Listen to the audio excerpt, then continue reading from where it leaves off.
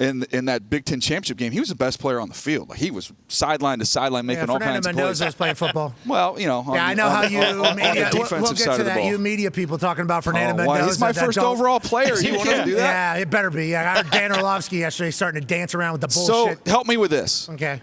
Orlovsky, he knew I was coming on, so he just texted me. Of course he did. The nicest text. I love you. You're doing great. I'm so proud of you. And I think it's because he doesn't want me to get after him for I the Mendoza. FaceTimed him yesterday. Get after him. Hey, I FaceTimed him. Get after him. He deserves it.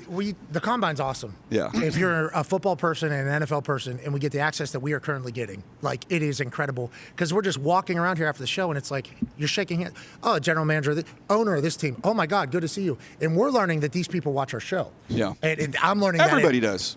See, we don't know that, though, because we were in Indianapolis in a Thunderdome with no crowd, and then we go home, and then we come back, and then it's just kind of like we're kind of talking to ourselves sometimes. So then when we get here, and it's like the people that are making a lot of decisions are like, hey, we watch or whatever. I'm thinking to myself, well, yeah, this guy would never go out of his way to, like, tell us that he's watching. So this is cool that this is happening. Thank you so much. Don't watch our show. You got to keep the league good. You know, that whole give and take. By the time I finally get out of this place, back to where the office is basically set up downtown, I turn TVs on. Yeah. And it's Ty Simpson's better than Fernando Mendoza, and I see Dahn Orlovsky like this, okay? And I FaceTimed him immediately. He was on a date with his wife, who we love, we're big fans of. And I just relentlessly started telling him that I'm sick of his shit. As you should. Like, he is clearly right now doing this all to just draw up shit, you know? And like, he said, well, I only watched first 8 games. I was like, well, then don't talk. Like, if you only watched this amount of games, you didn't watch the biggest games of Fernando Mendoza's career to see how he performed? Did you watch just red zone, third down, and fourth down, the biggest moments, the money downs, and see how he did? I just watched first 8 games. When I watch the rest of the games, I'll have a different take. I clearly said that in a thing. I was like, well, I want to let you know, I saw a lower third that you said, and then Mel Lower Kiper. third got a lot of people. Yes, yes. Oh, yeah, it's very important. It's very important. And then Mel Kiper Jr., whenever we were at the college football playoff, I'm literally projecting Fernando Mendoza is generational. They put up a lower third. Mel Kiper Jr. is top 5, and it's Dante Moore is the number 1 overall quarterback. I'm like, what? Do these people not see him? What do you think? Because I told Dan he doesn't know ball.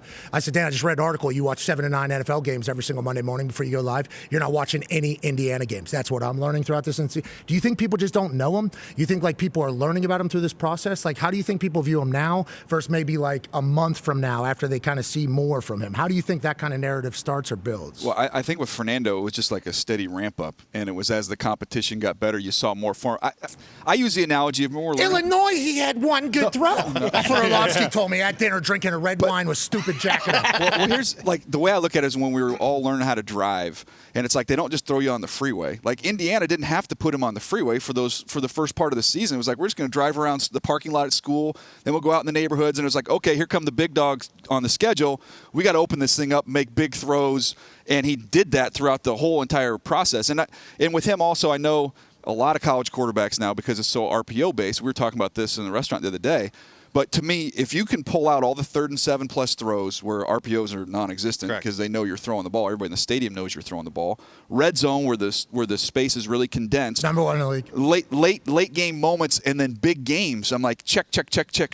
He went through all those things. So look, Dan, I think he's Dan big. Huge. He's big. So I think big. once Dan gets to the end of the process, I mean he needs to go through his process. But I think once he gets to those games before he starts talking, don't you think he should go through his process before? That was my big takeaway. He knew what he was doing. Like Dan, it was the caveat was first 8 games. I clearly said that. I'm like, Dan, you know what you're doing. He played another 8 games. Yeah, and I don't like it yet. He had an NFL season. Yeah, he had the entire thing. But Dan's like, that is my process. To your point, it'll be a great discussion once he gets through the whole process, and I think he'll come up on him as he does that. Okay, so last question about Fernando before the boys have questions about everything else going on. I assume there's going to be more freaks today. Can't wait to hear about that entire thing. Tone gave us a couple of names that we need to look for, including out of Toledo, which is crazy to think about at this stage of it all.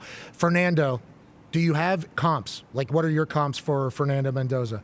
Because for me, it's hard to really pin anything because he has this nerdiness about him where he could have got into Yale and all this stuff. So you kind of think like, does he have photographic memory as well? Because it feels like he is incredibly intelligent. So is it like, does he have some Andrew Lucken, the nerd mindset of him? Has beers with the boys though. So is he one of the nerds that hangs out with the boys? I think there's a list of a couple quarterbacks that have done that in the past.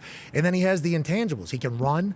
He's 6'5", and he won a national championship for the Indiana Hoosiers. So it's like, what is there a comp for you, and how do you kind of describe or project what he's going to be in the NFL? Yeah, there's not a perfect comp. Some guys, there's like a name that pops right into your head. But in terms of like the size, a little bit bigger version, Matt Ryan was like, you get the name Matty Ice because of what you do late in games and how competitive and tough he was. So I see that aspect of it. I was around Phillip Rivers calling the Charger games.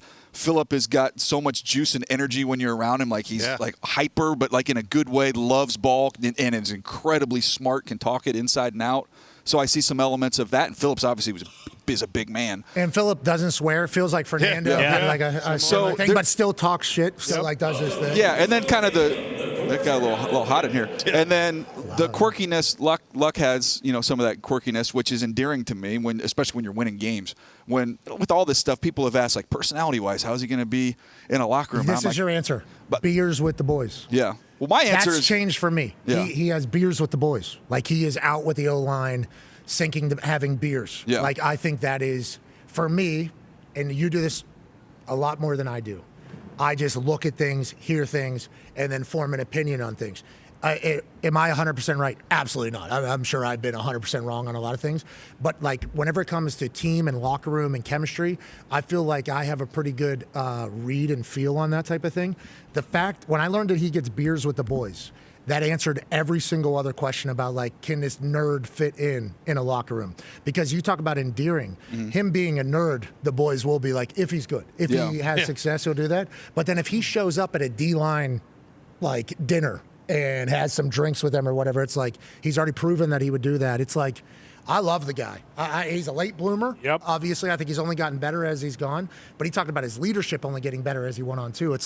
I think he's generational. And I got people on the internet, because Dan Orlovsky's of the world, who did not watch this guy play football, saying, what are we, Indiana's quarterback? I don't know. It's like, I think he's generational. And they're like, you use the term generational very loosely. I got attacked for the type of human I am for saying generational. It's like, I think this fucking guy is going to be a top 3 quarterback in the NFL. That is what I think. Now, a lot of things have to happen around him, which Brock Bowers, Ashton Genty, Tom Brady potentially in on conversations a little bit more, allegedly from sources that I'm hearing. I think they have a chance to be good over there with him. I think he has a chance to do very good things with the Raiders. I do too. To me, though, with the building philosophy of the Raiders with free agency and with the draft, like you go into the draft room and you've got the draft board up, and on the first, the left side is all the offensive players. Right side, you might have all the defensive players. Like, I think I would go in there and just all the magnets, and I probably don't use magnets anymore, dating myself. I'd take all those defensive magnets and just swipe them off the board. We're just taking offensive players. We're going to go pay Tyler Linderbaum whatever the heck he wants in free agency. We get Colt Miller coming back. The left tackle's the hardest piece, and they actually have that piece. Then we're going to go out and we're going to draft somebody on day 2 that's going to plug and play. Like, you can flip this offensive line. The Patriots, I know it didn't end the way they wanted. They got to the Super Bowl with 4/5 of a new offensive line. The Bears rebuilt the entire interior of that offensive line and made life easier. So it can happen a lot faster than you think. Now, if the Raiders next year they go 5-12, but Mendoza's getting better and better, and they've got the offense in place, you'd be feeling really good for a 5-12 That'd be Drake May, New England, basically year 1, even though we got a whole new coach. The entire rookie year, Drake was like, oh, yeah. I mean, we're not winning games right now, but Drake is doing things that we're liking. Absolutely. It's just like kind of shucked down there in New Orleans the last 4 weeks. They kind of go on a little bit of a run. Jackson Dahn, I think, had some moments where people are like, okay, he's having it. I think that is good expectation, even though everybody's going to want them to win right now.